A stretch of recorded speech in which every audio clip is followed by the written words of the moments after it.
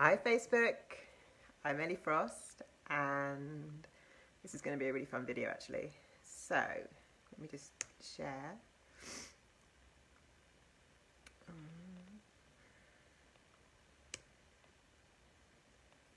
So what I'm talking about is why manifestations don't work, or why they might seem like they're not working, and how we can radically shift our reality. So what goes on when we're trying to make change and when we're working with universal principles, energetics, law of attraction, but other universal laws as well, right? So as well as our strategies and as well as our, hang on a sec, I'm just going to share this to my other group.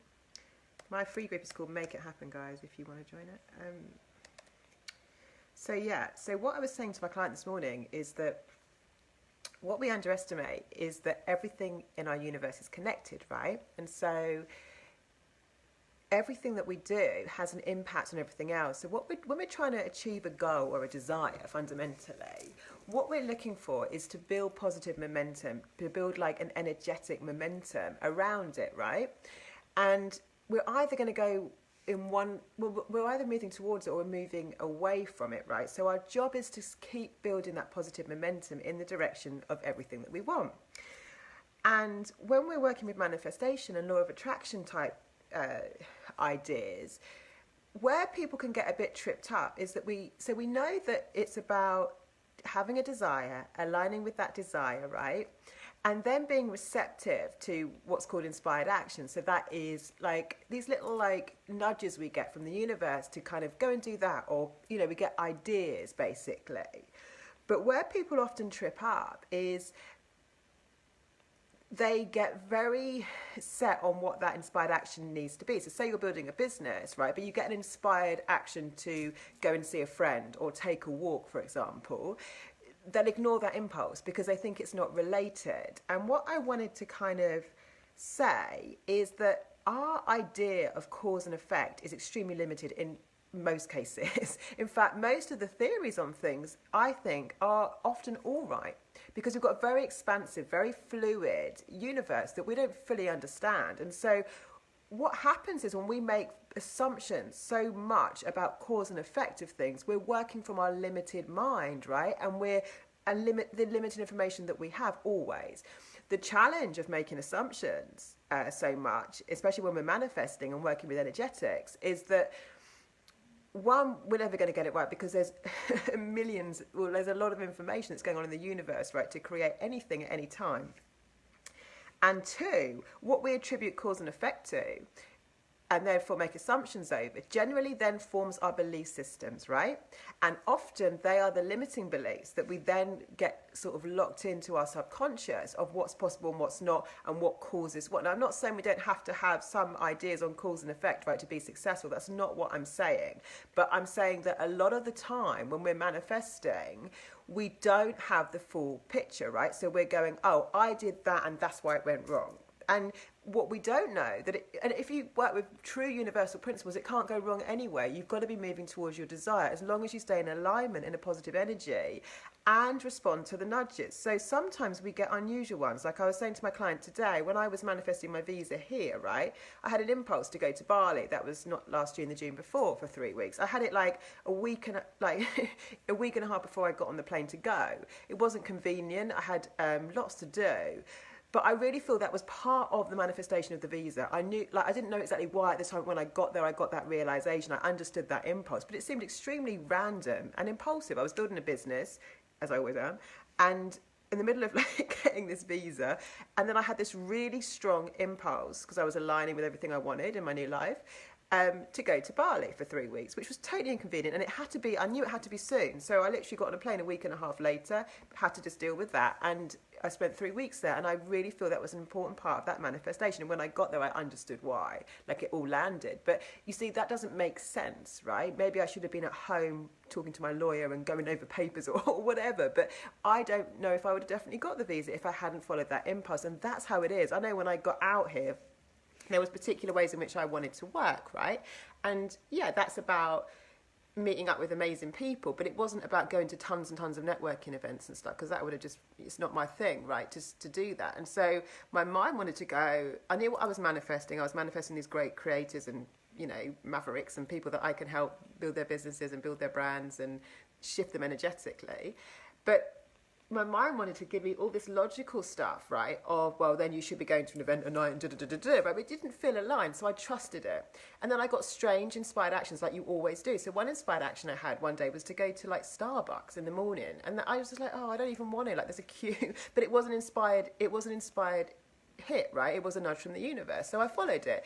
As it happened, that day at Starbucks was my new client, and I didn't even know it. And it's a person who came and like just randomly commented on what I was wearing, and then that relationship worked because I trusted it. I trusted what I felt. I trusted my desire. I trusted my desire above everything else, right? I didn't make it about, well, if I want to build my business, I'm going to have to run around and do the things that I hate, like networking every night.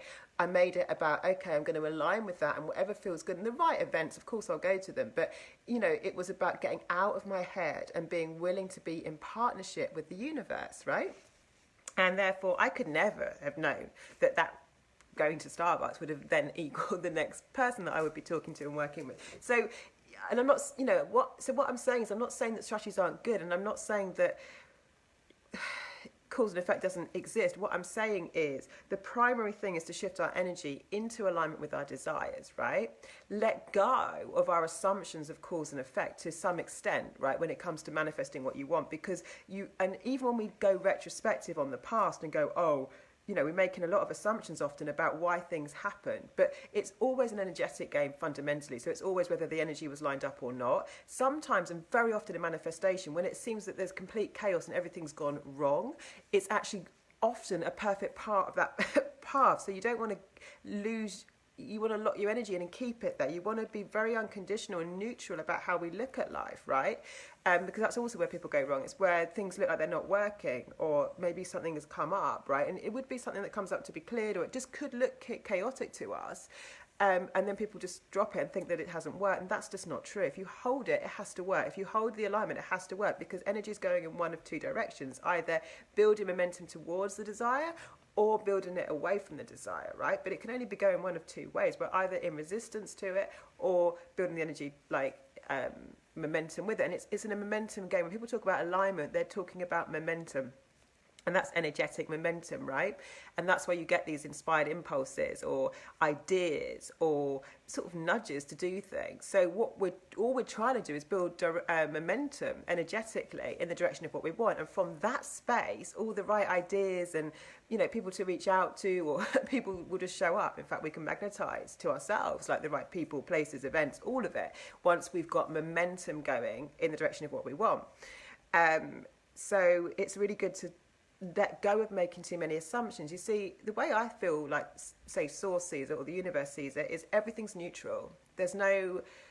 Everything's neutral.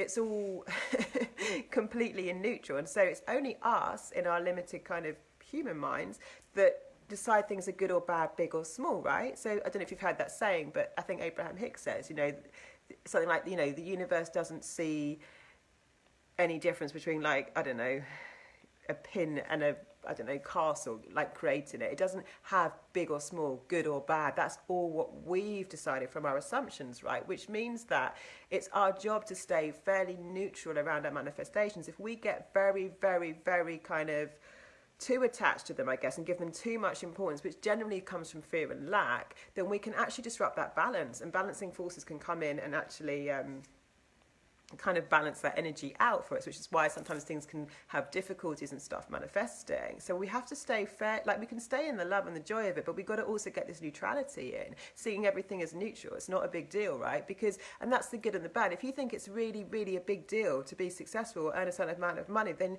it's going to be very difficult to step into that, right? Because you're not neutral, you haven't got that neutrality around it. You can have the joy and the love and the desire for it, but we've got to, you know, this neutral space is a space of power, and that's how Source sees it. Everything is neutral.